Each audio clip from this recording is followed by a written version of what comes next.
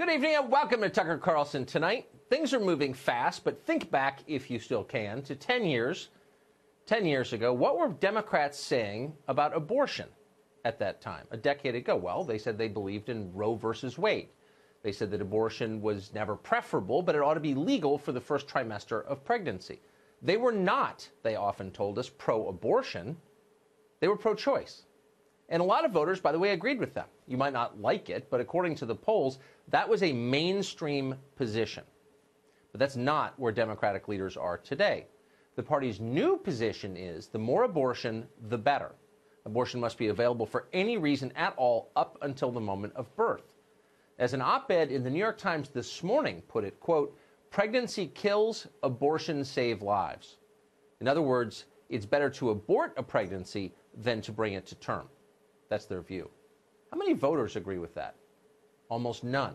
Most people find it disgusting, just as most people, according to polls, don't think taxpayers ought to be forced to pay for abortion. The Democrats running for president don't care what the polls say. They're for it. Will you commit to abolishing the Hyde Amendment, which hurts poor women and yes, women of color? Yes, and by the way, ACLU, you remember, I got a near-perfect voting record my entire career. I heard you did, but I'm glad you just said you would commit to abolishing the Hyde Amendment. Right now, it has to be, it can't stay. I will work to overturn the Hyde Amendment, which makes it impossible for low-income women to get access to reproductive care, including abortion services. We have work to do until we get rid of the Hyde Amendment once and for all. The Hyde Amendment. For more than 40 years, the Hyde Amendment has protected people of faith from being forced to pay for what they think is killing. Certainly, Pete Buttigieg would understand that as a man of God. Buttigieg has spent the last few months accentuating his personal holiness. Just the other day, he told us that the Lord strongly prefers him to Mike Pence. So where does St. Pete of South Bend on the question of abortion? Well, he's strongly for it. His position is that any restriction at all, for any reason at all, is unacceptable. Most Americans believe that it should be up to the woman to make that choice. So by pursuing a radical, extreme agenda on these social issues, I think Republicans are doing the same thing that they've done when they've resisted a popular agenda on things like living wages or health care. It's just one more example of the extremism of the modern Republican Party.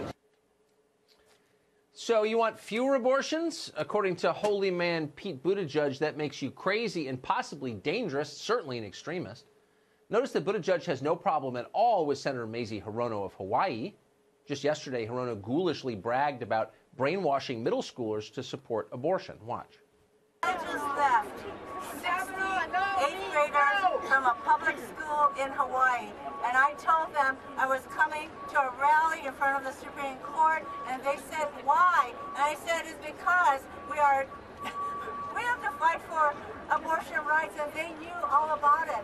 And I asked the girls in that group of eighth graders, how many of you girls think that government should be telling us, women, when and if we want to have babies? Not a single one of them raised their hands. And then the boys who were there, among the 60, I said, you know, it's kind of hard for a woman to get pregnant without you guys. How many? They got it. How many of you boys think that government should be telling girls and women when and if we're going to have babies? And not a single one of them raised their hand. Imagine saying something like that to someone else's kids. Senator Cory Booker can easily imagine it. Like Mazie Hirono, Booker has no children of his own, but he is fervently committed to abortion. So committed to it that if elected, Cory Booker has promised to create something called the White House Office of Reproductive Freedom.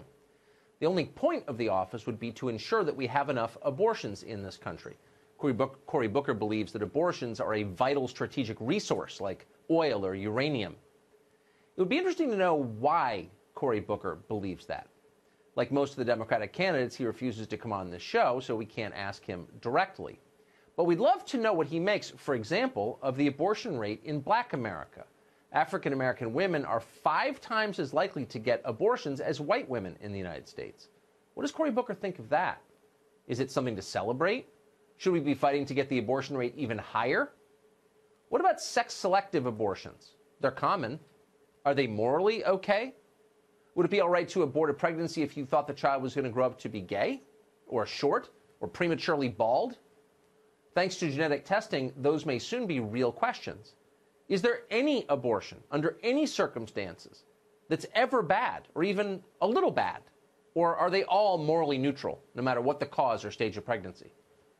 Those are the most basic questions about abortion. Nobody on the other channel ever asks them. That's a shame. The answers would be fascinating.